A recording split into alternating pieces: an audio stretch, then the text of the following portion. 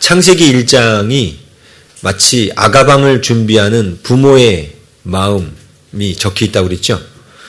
아가방을 준비하면서 양말 사놓고 유모차 사놓고 애기 옷 사놓고 막 즐거워하고 기뻐하는 그 부모의 마음이 아버지 하나님의 마음입니다. 제가 창세기 1장을 갖고 물론 우리 영적인 믿음의 성장 과정을 다루는 것도 중요하지만 정말 이 속에 있는 하나님의 사랑을 오늘은 좀 더 편안하게 좀 나누고 싶어서 말씀을 좀 그쪽으로 먼저 준비를 했습니다. 다음 주에 아마 이 본문 갖고 다음 주에 한 번 더 이 본문 갖고 다음 주에는 그 영적인 원리들에 대해서 설교하고요. 오늘은 일반 창조의 원리 속에 나온 그 하나님의 말씀의 원리 갖고 우리가 함께 은혜를 받고자 합니다. 여러분 옛날에 그 딸이 태어나면 집 뒷뜰에다가 오동나무 심은 거 아시죠? 예, 오동나무를 심은 이유는 이 오동나무가 대단히 나무 품질이 좋아요. 그래서 이 딸이 시집갈만 할 때 되면은 그 오동나무가 가구를 해줄 만큼 이게 나무가 이렇게 자라서 시집갈 때쯤에 그 나무를 베가지고 가구를 해줬다고 합니다. 그래서 그 딸이 그 뒷뜰에서 자라는 오동나무를 보면서 이게 뭔 나무예요 하면은 너가 시집갈 때 해주는 거야 이렇게 듣죠. 자, 그 얘기를 듣는 그 어린 딸의 마음이 어떨 것 같습니까? 벌써부터 나를 보낼 생각하는구나. 뭐 이렇게 하면서 기분이 나쁠까요?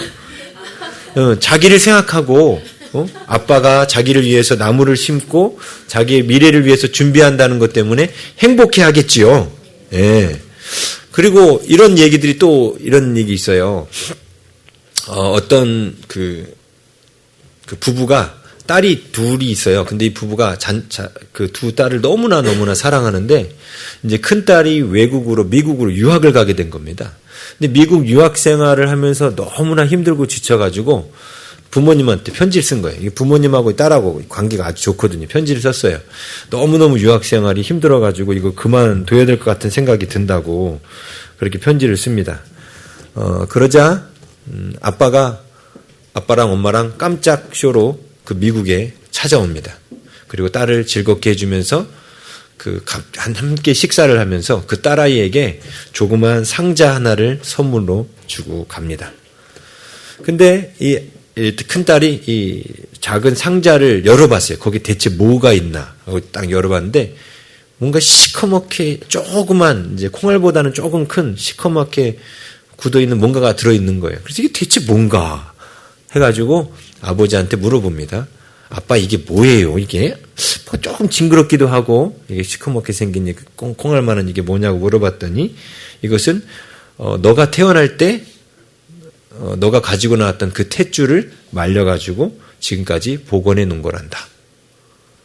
너가 태어날 때도 되게 힘들게 그 엄마 뱃속에서 나올 때도 얼마나 힘들게 나왔는데 이 힘든 과정을 너가 이 탯줄을 보면서 힘들 때마다 너가 그 고난을 능히 이겨낼 수 있다라고 믿고 꼭 이겨냈으면 좋겠다 하면서 그 탯줄을 선물로 주고 갔어요.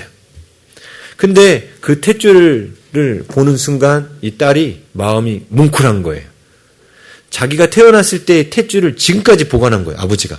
그리고 여태까지 말을 안 하다가 다 커서 그러니까 이 아버지는 이 딸의 인생의 위기가 왔을 때 이 딸에게 주려고 지금까지 잘 보관해 놓은 거죠.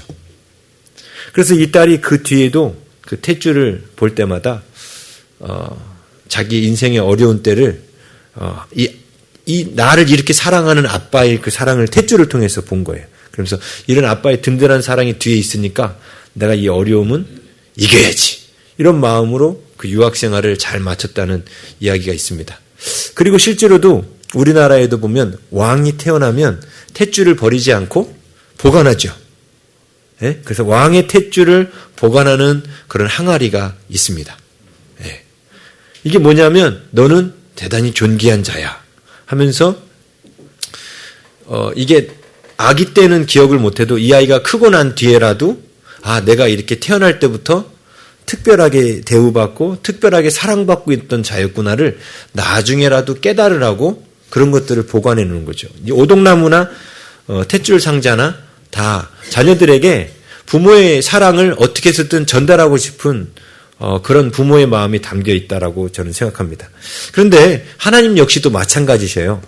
우리를 향해서 하나님 우리를 사랑한다는 것을 정말로 이 탯줄 상자나 오동나무를 심으신 것처럼 하나님께서는 자연 만물을 통해 가지고 우리를 향한 하나님의 사랑을 거기다 담아 놓으셨어요.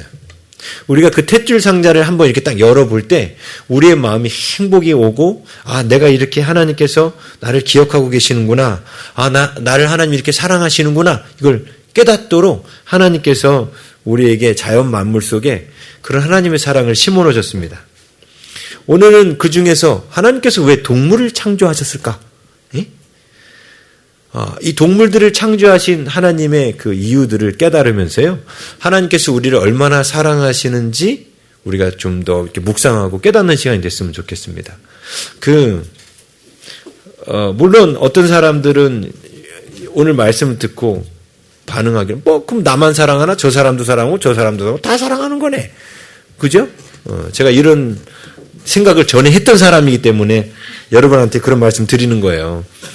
성경 말씀 나올 때마다 그 사람 나만 사랑하나? 저 사람도 사랑하고 저 사람도 사랑하지. 예? 그런데 하나님 말씀을 들을 때 저 말씀이 나를 위한 말씀이구나 하고 받으면요, 정말 행복이 커져요. 왜냐하면 나만 사랑하나? 저 사람도 사랑하고 저 사람도 사랑하지 하면은 내 안에 행복이 별로 안 커져요. 예? 근데 특별히 하나님이 나를 더 사랑하시는구나 하고 느끼는 사람이 그 사랑의 혜택을 받는 거예요. 똑같이 오동나무가 두 그루 심어져 있는데 한 딸은 와, 아빠가 날 사랑하는구나. 너 언니나 나나 다 심어놨네. 그럼 오동나무를 보고도 감격이 없는 거죠. 그렇죠? 그런데 그걸 바라보면서 나를 향한 사랑이 이런 거구나라고 깨달으면 정말로 그 사랑이 내 안에 들어오는 거예요. 근데 마귀는요, 우리들 안에 그 하나님의 사랑이 내 마음속으로 들어오지 못하도록 최대한 막으려고 합니다. 그래서 오늘 제가 여러분들한테 이 다섯째 날 창조의 모습을 통해서 그냥 일반 창조의 원리에 대해서 설명드리면서 하나님의 사랑 얘기를, 하나님의 이 마음을 좀 여러분들에게 전달해 드리고 싶어요. 제가 창세기를 설교하면 진짜 하나님의 우리를 향한 그 사랑의 마음이 묵상하면 묵상할수록 막 깊이 느껴져요.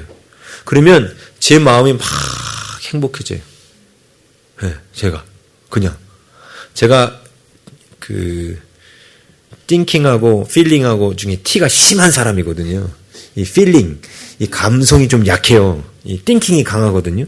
모든 감정도 머리로 이해하려고 하는 그런 사람이에요. 그런데 이 창세기를 읽다 보면 하나님의 그 사랑을 묵상하다 보면 제 이 필링, 이 F가 좀 막 인크리스 되는, 증가되는 듯한 느낌을 이제 받습니다. 이번 주에도 이 말씀 묵상하면서 제가 저에게 그 느끼게 하신 그 하나님의 이 부풀어 오르는 그 사랑의 이 가슴이, 마음이 여러분들에게 동일하게 저에게 깨닫게 하셨던 그 감동이 전달되었으면 좋겠어요.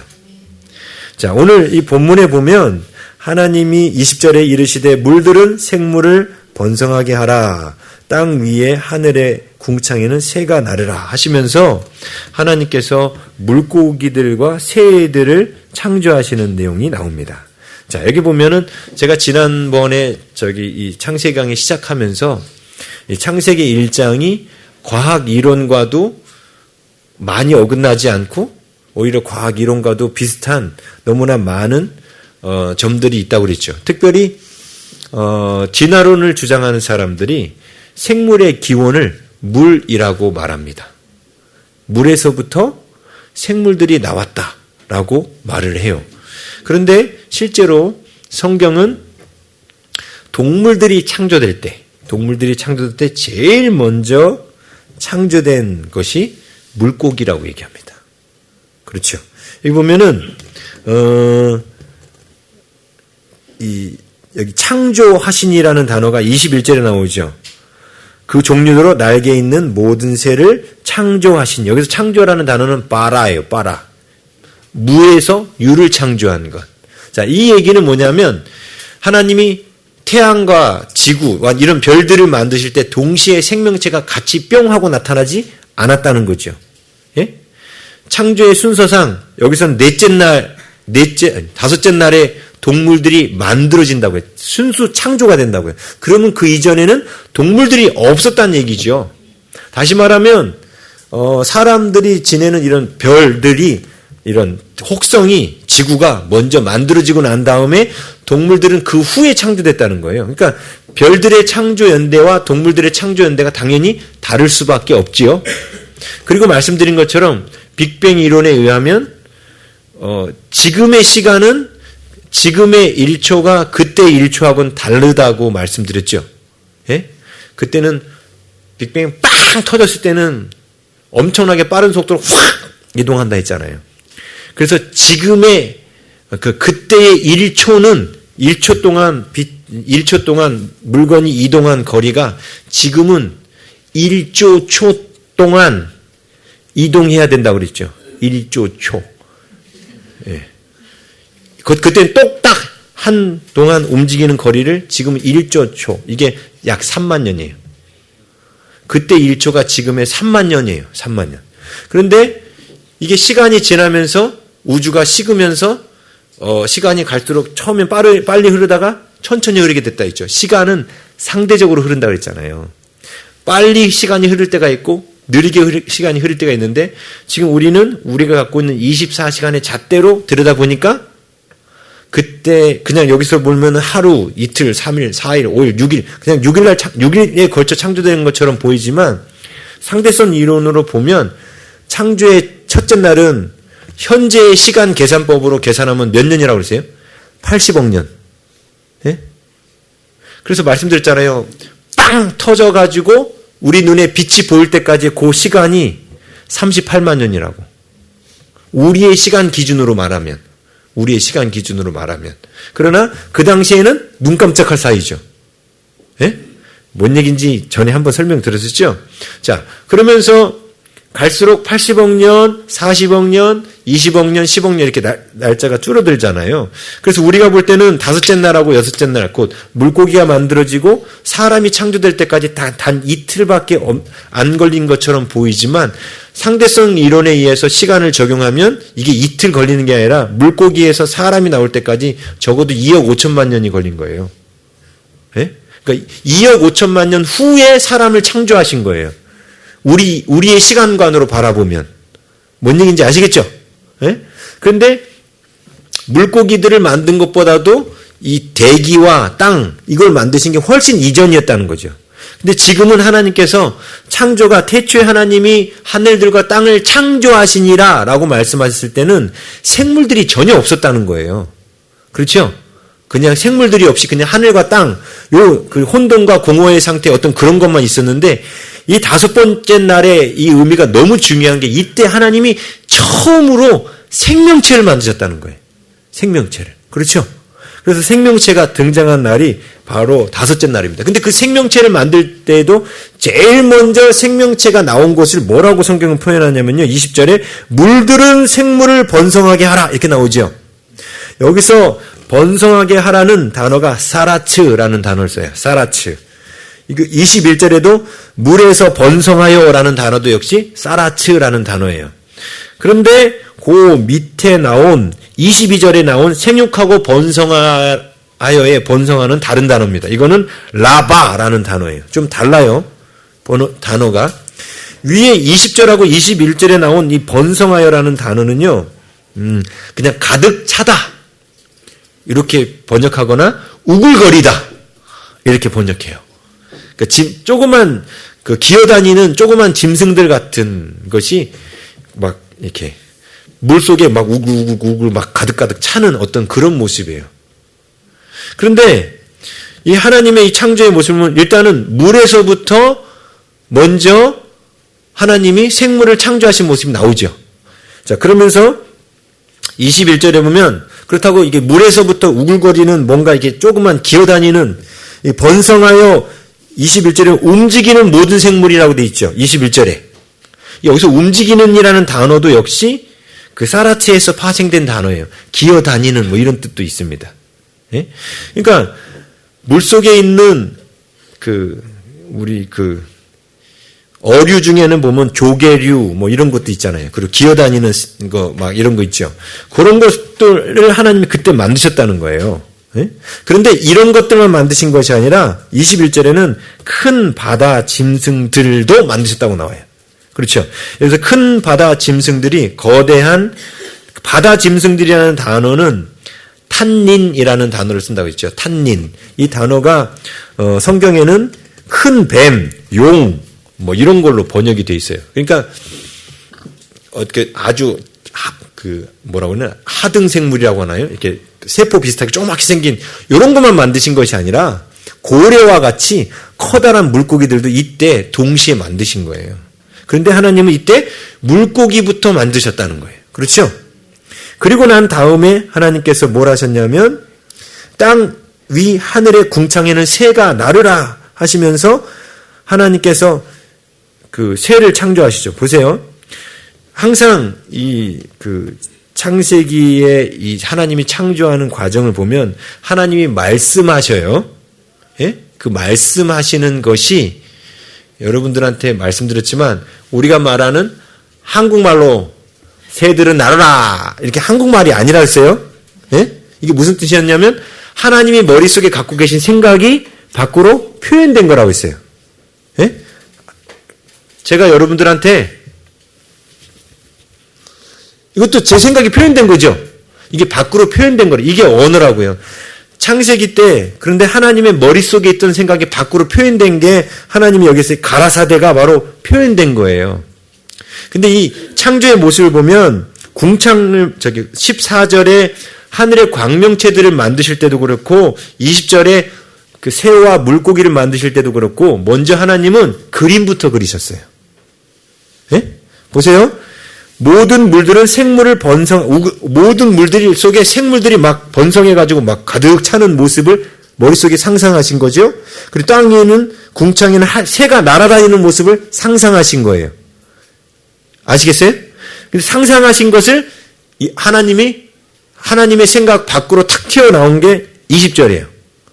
예? 20절이 튀어나온 거예요. 하나님의 생각이 밖으로 나온 거예요.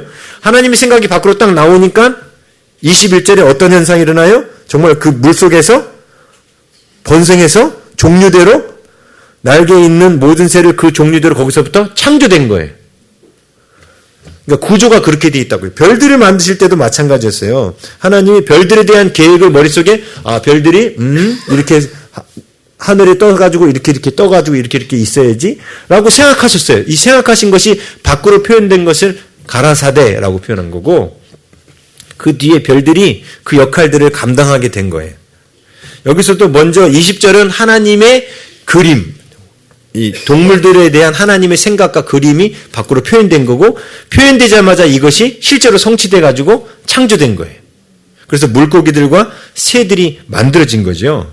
그래서 여기 보면은 또 날개 있는 모든 새를 이게 보면 종류대로 창조하셨다라는 말씀이 있습니다. 이 종류대로라는 단어가 히브리어 보면 이 단어를 그대로 읽으면 레민네햄이라는 단어를 쓰는데 여기서 민이라는 종류대로라는 뜻은요. 그 진화론자들이 말하는 거하고 좀 다릅니다. 우리 그 생물을 분류할 때 종속, 과목, 강문, 계 이렇게 분류하잖아요. 하도 오래돼가지고 기억 안 나시죠? 예, 저도 찾아봐서 다시 기억했어요. 예, 종속, 과목, 강문, 계가 뭐냐면 끝으로 갈수록 이제 범위가 넓어지는 거예요. 그러니까 계는 뭐냐면 동물계, 종속, 과목, 강문. 문은 뭐냐면 예를 들면 제가 나비 하나를 설명하려고 해요. 나비 가운데 특별히 공작나비를 설명하려고 그래요. 그러면 공작나비는 공작나비종, 공작나비속, 예? 속가에 있는 그 다음에 네발나비과, 예? 이 공작나비가요. 공작나비 종에 공작나비 속에 속해 있고 공작나비 속은 네발나비 과에 속해 있어요. 네발나비 과는 나비 목에 속해 있어요. 되게 복잡하죠. 나비 목은 어디 속해 있냐면 곤충강에 속해 있고 곤충강은 절지동물 문에 속해 있고 절지동물 문은 동물계에 속해 있는 거예요. 막 머리가 막 복잡해지죠. 이 T는 이런 걸 막 즐기기 때문에 막 아는데 F들은 이거 들으면 막 가슴이 막 쥐어 짜질 거예요. 아우 목사님, 아우 이렇게 복잡한 얘기를 하지? 그래서 제가 이 복잡한 얘기를 하는 이유가 있어요. 뭐냐면 진화론자들은 뭐냐면 동물계, 절지동물 문, 그 같은 계열 안에서 갈라지기 시작했다는 거예요. 진화로. 예? 그런데 우리는 어디까지만 인정하냐면, 그러니까 나비, 목, 네발나비과, 그러니까 목과 속, 종, 요 안에서의 변이는 인정해요. 예? 근데 이 목에 나비목이 있다고 그랬잖아요. 나비목, 벌목, 베뚜기목, 파리목, 여기 목이에요. 이게 목 종류가. 그런데 진화론자들은 이 목 안에서도 이게 진화가 됐다는 거예요. 그러니까 나비가 파리도 되고 뭐 벌이 뭐 메뚜기도 되고 이렇게 같은 목 안에서도 진화됐다고 보는 거예요. 그 전 단계에서도. 그런데 기독교 입장에서는 목까지가 없어. 그 다음에 과, 나비과, 그러니까 흰나비과, 호랑나비과, 네발나비과, 이 하나님이 나비를 만드는데 거기서 이 나비과가 흰나비과로 분류되고 호랑나비과로 네발나비과로 이렇게 분류되는 과에서 분류되는 것을 이게 이런 부분적 진화는 인정한다고요. 종 안에서의 진화는. 예? 뭔 얘기인지 아시겠죠? 우리 인간도 아담과 하와를 처음 만드셨을 때 아담과 하와가 황인이었을까요? 백인이었을까요? 흑인이었을까요? 저는 확실히 믿습니다. 황인이었다고. 네? 왜요? 백인은 굽다가 말았고 흑인은 너무 태웠고 황인만 적절하게 구워졌다. 이건 우스갯소리인데 이거 우스갯소리고요. 근데 그 사람의 DNA를 이렇게 연구하면 사람의 DNA 쭉 따라 올라가면 우리 사람 안에 흑인이 될 가능성도 백인이 될 가능성도 다 갖고 있어요. 네? 우리 안에서. 그래서 사람도 환경에 맞춰서 그 부분 진화가 일어난 거죠. 그래서 흑인들이 머리가 곱슬곱슬한 이유가 뭐예요? 뜨거운 햇볕 아래에서 모자를 쓰지 않아도 돼요. 우리는 모자 쓰지 않으면 햇볕 밑에서 우리 같은 머리카락 갖고 있는 사람은 일사병 걸립니다. 근데 흑인들은 이 머리가 곱슬곱슬 이렇게 돼가지고 이 안에 그늘막을 만들어줘요. 그래서 이 안에 머리가 시원해지도록 보호를 합니다. 흑인들의 머리카락이. 그래서 흑인들의 머리가 곱슬곱슬한 거예요. 열대 지방에서 견딜 수 있도록 그렇게 된 거예요. 그리고 흑인들은 선크림 안 바르죠? 네? 선크림 안 발라요. 안 발라요, 흑인들. 네, 흑인들 안 발라요. 뭐 희한한 거 아니에요. 흑인들은 선크림을 안 발라도 얼굴이 뻘겋게 안 타요. 왜냐하면 그 지역에 살 수 있도록 적응된 거예요. 이게 바로 종 안에서의 진화예요. 이것은 기독교도 인정하는 바예요. 뭔 얘기인지 아시겠죠? 그렇지만 벌이 나비가 되고 메뚜기가 뭐 이렇게 되고 뭐 고래가 고래를 사람들은 진화론자는 뭐라고 말하냐면 고래는 맨 나중에 만들어진 동물이라고 그래요. 포유류까지 다 만들어지고 난 다음에 이 포유류가 팔다리가 내가 물속에서 좀 살고 싶다. 그래가지고 팔다리가 줄어들기 시작한 거예요. 팔다리가 줄어들기 시작하고 내가 빨리 물속으로 들어가야지. 줄어들고 막 줄어들어가지고 물속으로 들어갔다는 거예요. 그게 고래라는 거예요. 예? 진화론자들이 말하는 새는 뭔지 아십니까? 그 물고기 물에서부터 나왔잖아요. 그게 이제 그 다음에 파충류가 된 거예요. 카멜레오 같은 파충류가 있는데 파충류가 보면 비늘 같은 게 있는데 얘가 하늘을 좀 날고 싶다 해가지고 갑자기 비늘이 바뀌어서 깃털이 됐다는 거야. 비늘이 바뀌어서 깃털이 되어서 하늘을 날 수 있게 됐다는 거야. 엄청 동화 같은 이야기인데 사람들이 그걸 믿어요. 그게 진화론이에요. 네? 근데 이게 보세요. 포유류가 난 바다에서 살고 싶다. 그랬더니 팔다리가 짧아지고 지느러미 같은 팔 같은 지느러미가 생겨가지고 물속에 들어갔다는 이 황당한 이야기를 사람들이 믿는다는 거예요. 엄청난 믿음 아닙니까? 네? 하나님이 그렇게 창조하셨다라고 믿는 게 편해요. 갑자기 비늘이 깃털로 바뀌고 팔이 이 물고기 할 수 있는 이 넓적다리로 바뀌었다. 이걸 믿는 게 편해요? 네? 근데 이 진화론이 말이 안 되는 게 아까 말씀드린 것처럼 포유류가 바닷속에 들어가서 고래가 되기 위해서 팔이 짧아지면서 이게 넓적다리로 바뀌는 이 현상이 일어나려면 중간 단계의 화석이 있어야 되는 거예요. 그러니까 쉽게 말하면 다리가 짧아지는 과정에 화석이 필요한 거죠. 예? 근데 그 중간 단계의 화석들이 없어요. 그리고 그 새 있죠, 새. 시조새 얘기를 할 때 그 비늘같이 생긴 그게 나중에 깃털로 바뀌었다라고 주장하기 위해서 내놓은 게 시조새거든요. 그리고 여러분이 가끔 또 이런 게 나와요. 2000 몇 년도인가 1900 몇 년도인가 중국에서 이 파충류에서 새로 된, 그래서 그 파충류에서 이 깃털이 발견됐다라는 어떤 고고학 발견이 중국에서 나왔다라고 가지고 그걸 막 대대적으로 써놓습니다. 근데 그거 아십니까? 그 기사가 나온 기사를 지금도 사람들은 인용하고 있어요. 네? 그러니까 파충류의 깃털이 이 비늘이 새 깃털이 돼가지고 이게 시조새를 입증해주는 또 다른 화석이다라고 중국에서 그게 발견됐다라고 세계 대대적으로 알려진 적이 있었습니다. 그런데 그 나중에 밝혀졌는데 이게 중국 사람이 사기친 거였어요. 시조새도 그래서 그 시조새의 화석도 역시 사기꾼들의 사기라고 보고 있어요. 거기서 깃털이 발견됐다라고 말한 것 자체가. 그러니까 중간 단계의 화석이 나오질 않는 거예요. 제 말 이해하시겠죠? 물고기에서 새까지 이렇게 막 진화해서 만들어졌으면 이게 바로 아까 말씀드린 강의 변화겠죠. 목의 변화. 예? 종속, 외우기도 힘들어. 종속, 과목, 강문계, 계문, 강, 막 이런 변화가 일어났다는 게 진화거든요. 계문, 강, 이게 변화됐다는 게. 근데 그 변화되려면 중간 단계의 화석이 있어야 되는데 여태까지도 아무리 발견해도 발견되지 않았다는 거예요.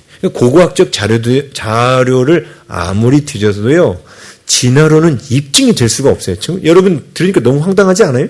물고기 비늘이 사라지면서 깃털로 바뀌어가지고 그 물고기가 날고 싶다, 저 하늘을 나도 날고 싶다 그래가지고 갑자기 그렇게 바뀌었다고 믿는 그 믿음은 대체 어디서 온 건지. 예? 아무튼 하나님께서는 분명 여기 성경에 보면 종류대로 창조하셨다고 나옵니다. 이것은 벌, 나비, 메뚜기, 파리, 그 다음에 이런 물고기도 보거, 이런 거. 하나님 다 종류별로 만드셨다는 거예요, 종류별로. 그런데 사람들은, 진화론자들 이런 걸 안 받아들이죠. 그리고 종류별로 하나님께서 같은 종끼리 이렇게 종류대로 만드셨다는 또 증거가 뭐냐면요. 새들을 보면 알아요. 새들을 보면요. 같은 종끼리만 함께 날아다닙니다. 그러니까 기러기하고 오리하고 함께 V자로 날아가는 거 보셨습니까? 이쪽은 기러기, 이쪽은 오리, 이렇게 날아가는 거 보셨습니까? 절대로 그런 일은 없습니다. 네? 그런 일은 없어요. 그래서 진화론 자체가 말이 안 되는 거예요. 중요한 건 성경에 나온 것처럼 하나님께서 모든 동물들을 손수 다 창조하신 겁니다. 특별히 이 동물들을 창조하셨다라는 이 이야기를 하는데 오늘은 이제 제가 왜 그럼 하나님이 동물들을 만드셨는가? 사실 지난주에 새가족 교육하면서 인간 창조의 목적에 대해서 하면서 동물들을 창조하실 목적도 있다 했는데 질문을 받았어요. 왜 동물을? 근데 그때는 제가 시간이 없어서 짧게만 말씀드렸는데 이번 주간에 묵상하면서 이 동물 창조에 대한 하나님의 이 깊은 이 동물 창조 속에 있는 하나님의 그 오동나무, 그 탯줄 상자의 모습을 좀 성도들하고 좀 나눴으면 좋겠다 하는 마음이 들었어요. 하나님이 동물 창조 속에 두신 우리를 향한 하나님의 사랑의 마음이 뭔지를 좀 나누고 싶은 거예요. 성경에는요, 약 70종류의 동물들이 등장합니다. 70종류. 우리 레위기 11장에 보면 부정한 짐승에 보면은 학부터 개구리 이것저것 다 나오죠. 그건 외에도 성경의 그 말씀 안에는 많은 종류의 동물들이 나타나는데 하나님께서 왜 동물을 만드셨는가? 자, 제가 그래서 이런 말씀을 드렸어요. 우리 첫 번째는 인간의 정서를 위해서 만드셨다는 거예요. 사람들의 정서를 위하여. 여러분 우리 아이가 태어나면 아이한테 놀라고 이렇게 인형, 장난감 같은 걸 만들어주지 않습니까? 그렇죠? 인형, 장난감 만들어줘요. 그래서 애가 좀 더 크면 이제 시시한 장난감은 안 갖고 놀아요. 그러면 아빠가 이 로봇 장난감, 말도 하고 움직이기도 하는 로봇 장난감을 갖다 줘요. 그럼 애가 신기하게 막 갖고 놀죠. 근데 로봇 장난감보다 더 탁월한 장난감이 뭐냐면요. 펫, 애완동물이에요. 얘는 인공지능이 아니라 진짜 지능을 갖고 있어요. 그렇죠? 반응할 줄 알아요. 그렇지 않아요? 그러면서 아이들이 그 동물들을 키우면서 마음 안에 따뜻한 정서가 생깁니다. 그래서 아기를 키우는 집에 이 동물들을 키우면 아기들의 정서에 도움이 된대요. 이 감정이. 저는 어릴 적에 개를 안 키워가지고 F가 좀 낮은 것 같아요. 네, 다 커서 키웠거든요. 네. 그래서 이 인간의 정서를 위해서 하나님께서 동물들을 창조하셨어요. 그래서 그런 것을 반영하는 성경 구절들이 있습니다. 우리 창세기 있으니까 한번 가볼게요. 창세기 9장 3절 4절입니다.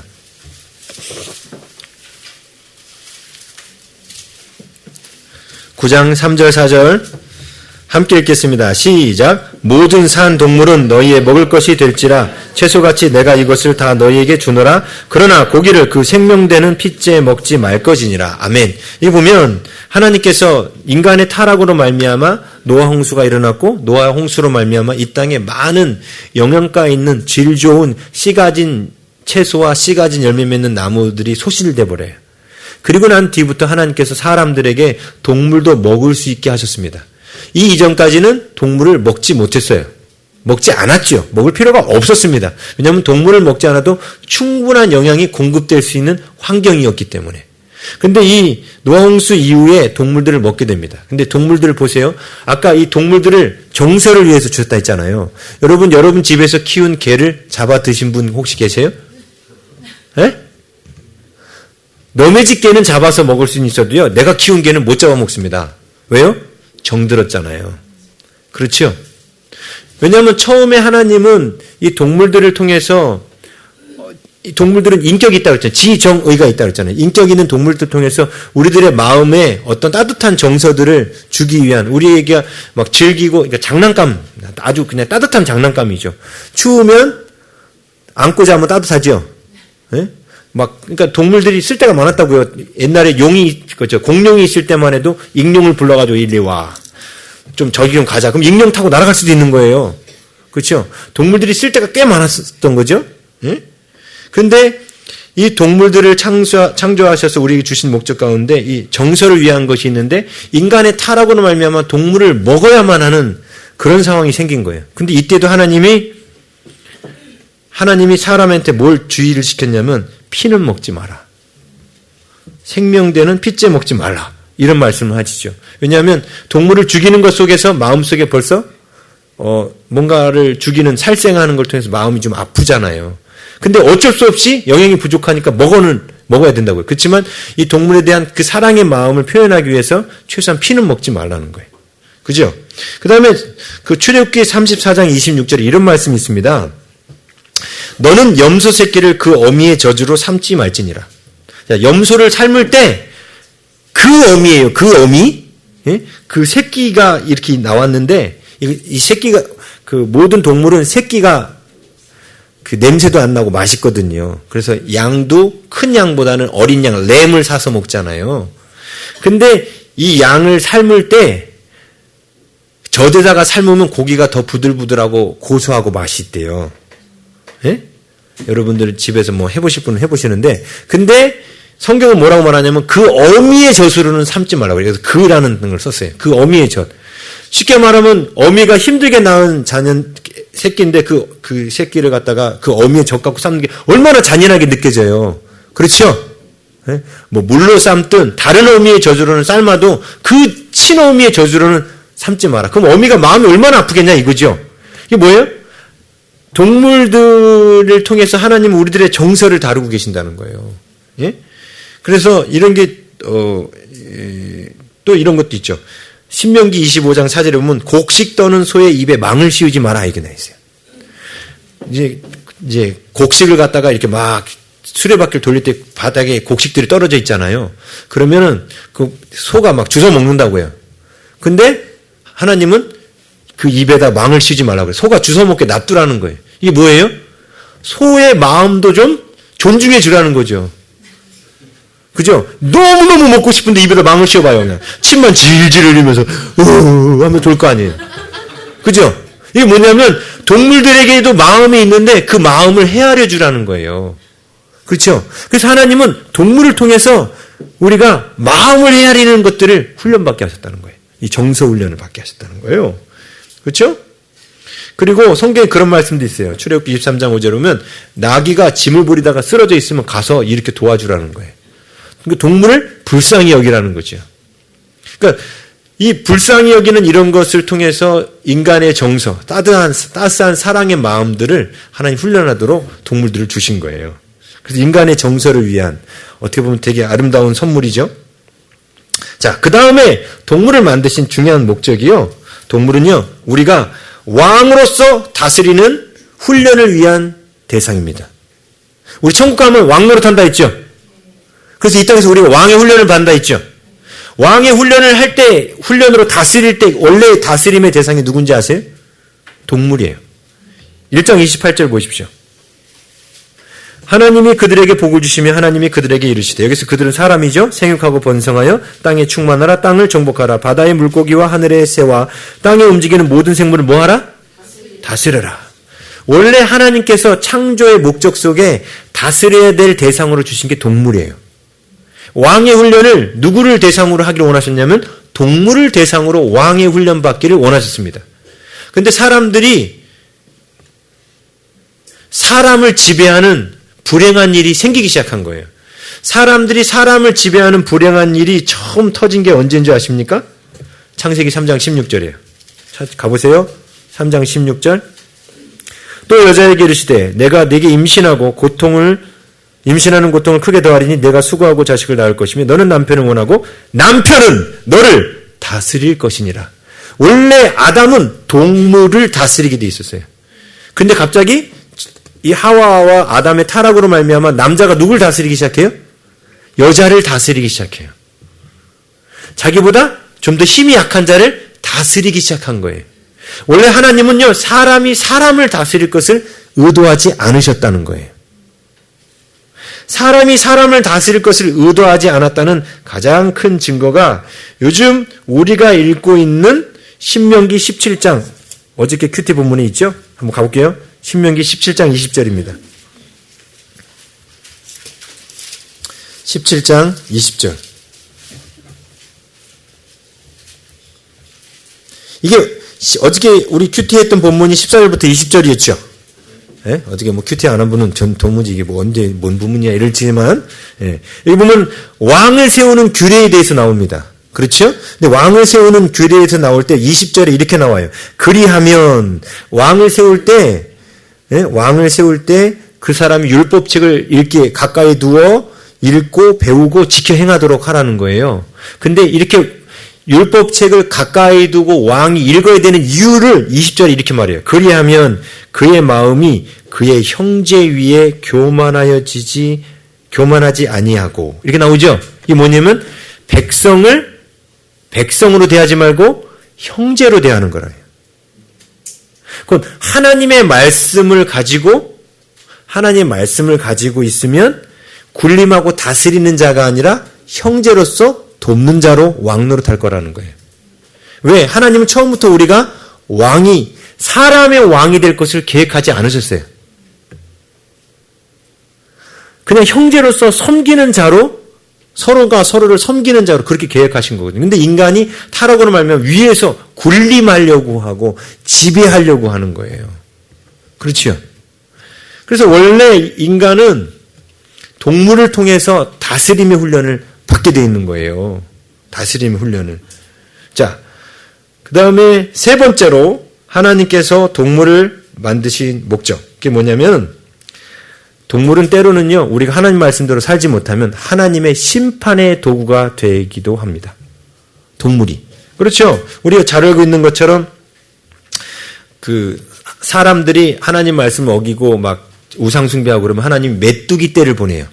그래서 심판의 도구가 되죠? 그리고 하나님께서 여호수아서 24장 12절에 보면 가나안 땅을 정복할 때 하나님이 왕벌을 보내시겠다고 말해요. 가나안 사람들을 심판하기 위해서 왕벌을. 그리고 레위기 26장에도 이스라엘 백성들도 하나님 말씀에 복종하지 않으면 들짐승을 내가 너희 중에 보내서 너희들의 자녀를 움키게 하겠다. 이 동물들이 심판의 도구로 쓰여요. 그리고 이스라엘 백성이 광야에서 불뱀에게 물린 일도 있었죠. 이렇게 이 동물들이 사실 하나님 우리에게 주신 따스한 사랑의 정서로 주신 좋은 도구였는데 타락으로 말미암아 이 동물들이 나중에 하나님의 심판의 도구가 되기도 합니다. 그런데 이제 좀 긍정적인 의미로 이 동물을 만드신 의미를 좀 더 보면요, 이 동물은요 하나님께서 우리에게 지혜를 가르쳐 주시려고 동물들을 주신 거예요. 왜냐? 하나님은 아담 안에 모든 지혜는 외부를 통해서 얻어지는 지혜가 있는 거예요. 그리고 그러니까 머릿속에 그냥 IQ가 높은 사람이 있는 반면에 IQ가 높다고 해서 배우지 않는다고 똑똑해지는 건 아니거든요. 근데 뭔가를 배우고 익힐 때 우리가 뭘 통해서 배우냐면 하나님이 창조하신 만물들을 보고 연구하면서 그 속에서 지혜를 얻는 거예요. 예? 하나님께서는요 동물들을 통해서 우리들에게 하나님의 지혜를 가르쳐 주셔요. 예. 우선 이런 거 있죠. 신명기 32장 11절에 보면 독수리가 자기 새끼를 양육하는 방법이 나와요. 마치 독수리가 그 보금자리를 어지럽게 하여 그 새끼 위에 너풀거리며 그 날개를 펴서 새끼를 받으며 그 날개 위에 그것을 엎는 것 같이 새끼 독수리가 날개에 힘이 생기라고 어미 독수리가 딱 붙들고 높은 곳에 올라가서 뚝 떨어뜨린다는 거야. 그럼 얘가 막 살려고 발버둥 치면서 날개 힘이 강해지죠. 그런데 우리 타락한 엄마들은 이걸 못해요. 높은 곳에서 새끼를 떨어뜨리는 일을 못해요. 무조건 엄마 등에 업고 다녀. 새끼의 그 날개가 힘을 잃어가는데도 불구하고 그냥 업고 다녀요. 원숭이 중에 긴팔 원숭이라는 게 있어요. 긴팔 원숭이. 예? 이 긴팔 원숭이는요, 새끼가 1년 정도 이렇게 자라면 새끼를 바닥에다 눕혀놓고 엄마가 이 원숭이의 배를, 새끼 원숭이의 배를 막 밟아요. 올라가서. 그러면 새끼가 아프다고 그냥 막 그래요. 얘가 새끼가 막 힘들다고 막 엄마한테 막 왜 내 배를 밟냐고, 너 엄마 맞아 막 이러겠죠, 지가. 여태까지 사랑했던 엄마가 자기 배를 막 밟아요, 이렇게. 예? 근데 이 긴팔 원숭이는 반드시 그걸 합니다. 근데 이걸 하는 이유가 있어요. 그 이유가 뭐냐면 새끼의 배를 밟을 때 이 새끼가 아프니까 어떻게 하냐면 배에다 힘을 주기 시작해요. 그 복근이 강화돼요. 근데 복근이 강화되지 않으면 이 긴팔 원숭이가 나무를 타고 가다가 힘이 없어서 땅에 떨어져 죽는답니다. 이건 사람들이, 동물학자들이 연구해서 찾아낸 거예요. 이 발을 밟지 못하게 한 그 어미를 제재시켰더니 그 새끼가 커서 나무 타다 떨어져 죽더라는 거야. 그걸 제재한 그거는. 그러니까 이 어미는 근데 새끼의 배를 밟지요. 이게 뭐예요?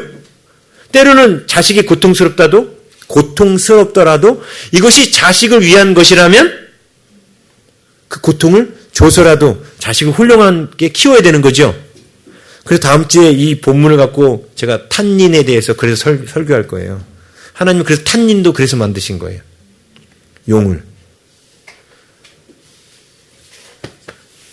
독수리가 높은 곳에서 새끼를 떨어뜨리는 것처럼 완전히 자기를 버리는 것 같은 느낌 들잖아요.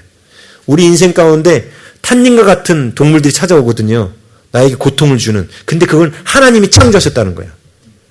근데 그 하나님이 우리에게 고난을 주는 그런 일들을 왜 하는지를 동물들 통해서 하나님 우리에게 이미 설명하고 계셔요. 그렇죠? 왜? 그래야 독수리가 새의 왕이 되는 거예요. 그래야 그 긴팔나무 원숭이가 하늘에서 떨어지지 않는 거예요.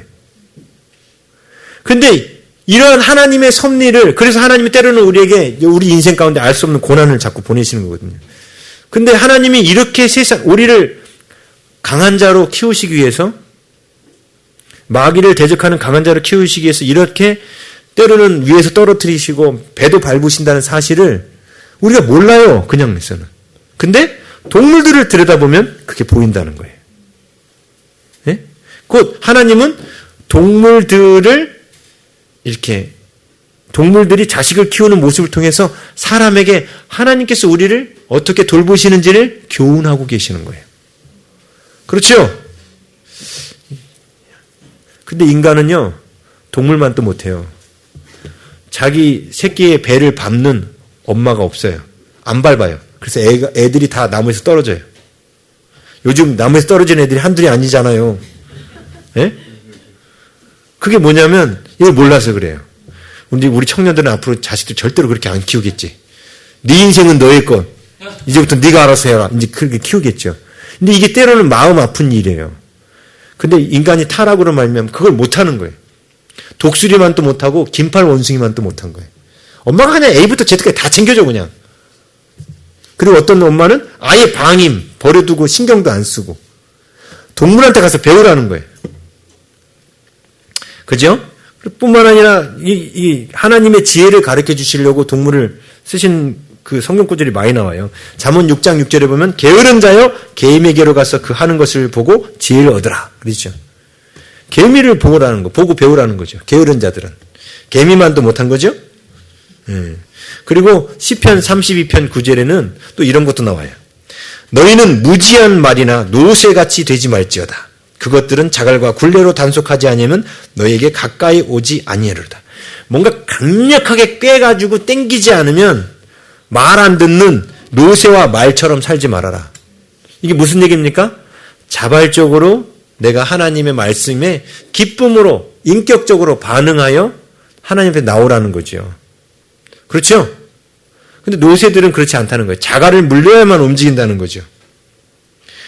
그래서 또 이사야서 1장 3절에는 소는 그 임자를 알고 나귀는 주인의 구의를 알건만은 자기 주인도 소도 알고 나귀도 아는데 너희들은 너희의 주인인 하나님을 모른다. 이렇게 동물들이 하나님의 지혜를 가르쳐 주시기 위한 도구로 쓰입니다. 근데 단지 동물들의 어떤 그 자식들을 키우는 모습이나 동물들의 행태만 갖고 우리가 지혜를 얻는 게 아니라 우리들이 지금 쓰고 있는 대부분의 창조물들이 사람들이 만드는 창조물들이 동물들의 세계를 연구해서 만든 거잖아요. 비행기의 그 날개, 양력, 바람을 맞으면 하늘로 뜨도록 하는 그 양력도 독수리의 날개를 연구한 거잖아요. 독수리의 날개를 보면 앞쪽은 두꺼운데 뒤쪽은 깃털이 얇잖아요. 앞쪽은 두껍고 뒤쪽은 얇은 거. 이렇게 둥그렇게 돼 있잖아요. 두껍고 얇은 거. 이게 딱 날개를 폈을 때 하늘로 올라갈 수 있도록 해주는. 근데 그 구조를 사람들이 보고 베낀 거예요. 그렇죠? 그래서 사람들이 하늘을 날 수 있게 된 거죠. 그리고 사람들이 이제 로봇을 이제 만들 때도 요즘에 그 어디든지 다 갈 수 있는 로봇을 만들 때도 산을 잘 타는 로봇을 만들 때도 벌레의 다리를 흉내내가지고 거미 다리 같은 거 흉내내가지고 만들죠. 왜? 그 구조가 제일 거치지 않고 잘 올라갈 수 있으니까. 그리고 그 도마뱀 발바닥을 연구해가지고 찐득찐득하지 않은 스티커를 만들었죠. 사람들이. 딱 붙여놓고 쫙 롤러로 밀면 몇십 킬로짜리를 매달아놔도 안 떨어져요. 근데 이거는 위로만 이렇게 올리면 금방 떨어져. 끈적이는 것도 없고. 이게 뭐냐면 도마뱀이 어떻게 저렇게 바닥에 저기에 붙어 있을 수 있을까 하고 도마뱀 발바닥을 초고속 현미경으로 넓게 봤더니 거기 안에 있는 그 구조를 그대로 본따서 도마뱀 스티커를 만든 거예요. 이게 뭐냐면 다 하나님께서 창조하신 것 속에 하나님의 지혜가 담겨 있는 거예요. 하나님이 이렇게 동물들을 만드셔서 그 속에 있는 하나님의 지혜를 배우게 하신 거예요. 그렇죠? 예. 그리고 이제 마지막으로 하나님께서 이 동물들을 창조하신 우리에게 주신 가장 중요한 목적은 뭐냐면요. 바로 하나님의 사랑을 가르쳐 주시려고 동물들을 만드신 거예요. 하나님께서 동물들을 보면 만드신 동물들을 보면 대표적인 거 두 가지 혹 비교한다면 이런 게 있어요. 황제 펭귄과 타조 이야기를 해드리면 타조에 대해서 성경이 뭐라고 말하냐면요. 욥기 39장 14절에서 17절에 이런 말이 나와요. 타조에 대해서 그것이 알을 땅에 버려두어 흙에서 더워지게 하고 발에 깨어질 것이나 들짐승에게 밟힐 것을 생각하지 아니하고 타조는 알을 갖다가 모래 위에다 그냥 딱 놔버려요. 그리고 신경을 안 써요. 그냥 가버려. 네? 그래서 들짐승이 와서 그를 깨먹거나 들짐승이 와서 그를 밟고 지나가거나 이건 신경을 안 쓴다는 거예요. 신경을 모성애가 없다는 거예요. 그러면서 그 욥기 39장 16절에 이렇게 나와요. 그 새끼에게 모질게 대함이 제 새끼가 아닌 것처럼 하며 그 고생한 것이 헛되게 될지라도 두려워하지 아니하나니. 타조는 모성애가 없대요. 네? 그러면서 결론을 이렇게 내요. 17절에 이는 하나님이 지혜를 베풀지 아니하셨고 총명을 주지 아니함이라. 다시 말하면 새끼를 돌볼 사랑의 마음을 하나님이 아예 타조에겐 주지 않으셨다는 거예요. 네? 반면에 이것과 반대되는 황제 펭귄 이야기를 들려드리겠습니다. 제가 그 BBC 그 다큐멘터리 황제 펭귄 이야기 나온 거 아시죠? 거기 있는 이제 자막에 있는 거를 좀 그대로 좀 읽어드리려고 그래요. 참 이게 감동스러워요. 예? 이 황제 펭귄이 이제 짝짓기를 합니다. 짝짓기에 성공한 암컷은 알 하나를 낳습니다. 알 하나를 낳음과 동시에 스태미나가 떨어진 암컷은 남편을 불러와 조심스럽게 알을 넘깁니다. 남극 날씨에서는 알이 순식간에 얼어버리기 때문에 수컷은 자신의 주머니에 얼른 알을 받아 넣습니다. 그리고 암컷들은 수컷들과 알을 뒤로 한 채 암컷들은 자취를 감춰버립니다. 사라져버려요, 암컷들이. 수컷한테 알 나가지고 지쳐가지고 남겨주면 수컷이 딱 품어요. 그러면 암컷들이 사라져버려요. 그렇게 홀로 남겨진 수컷들은 지구상에서 가장 추운 겨울을 맞게 됩니다. 풍속은 시속 150km. 여러분 차로 150km 달려보세요. 바람 엄청 불죠? 그렇게 남극의 바람이 불어요. 150km로. 기온은 무려 영하 60도. 그런데 가만히 서 있는 거예요. 알을 품고. 이 황제 펭귄 수컷이. 수컷들은 얼어 죽지 않기 위해 그리고 알을 보호하기 위해 똘똘 뭉쳐 혹한의 시련을 견딥니다. 막 수컷들끼리 막 뭉쳐요. 막 이렇게 뭉쳐가지고 견뎌요. 길고 고된 시간 끝에 한 줄기 태양빛과 함께 찾아온 봄. 수컷들이 겨우 내내 품고 있던 알이 드디어 부화하기 시작합니다. 겨울 내내 품고 있었던 거예요. 봄 돼서 이제 부화하는 거예요. 그러나 이 추위 속에서 부화한 새끼들은 당장 먹이를 공급받지 못하면 죽을 운명을 가지고 태어납니다. 그래서 수컷들은 이 길고 고된 시간 동안 새끼에게 줄 먹이 하나를 입에 남겨두고 버텨온 것입니다. 이 먹이는 새끼가 태어나자마자 새끼의 입속으로 전달됩니다. 자기 겨울 내내 못 움직였잖아요. 배도 고프지 않아요? 겨울 내내. 그죠? 근데 거기 안에 먹이를 물고 있는데 새끼를 위해서 안 삼키고 들고 있었다는 거예요. 그래서 봄에 태어난 새끼에게 그걸 바로 물려줘요. 그러나 블리자드가 막 지나간 지금 어른 펭귄이라고 해서 딱히 살아남을 방도가 있는 것은 아닙니다.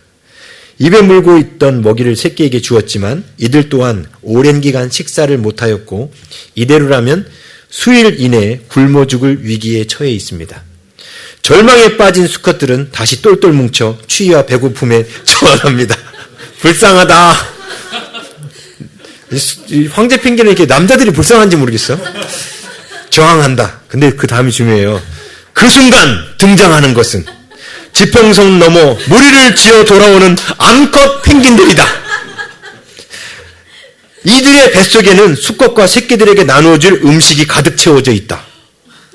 죽을 운명에 처해 있던 수컷들은 자신의 두 눈을 의심하고 환호하며 노래를 부릅니다. 그냥 노래가 아니다.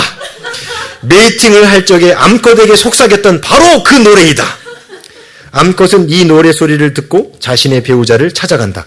수컷들이 엄청나게 많잖아요. 그 노래소리를 듣고 찾아간다는 거예요.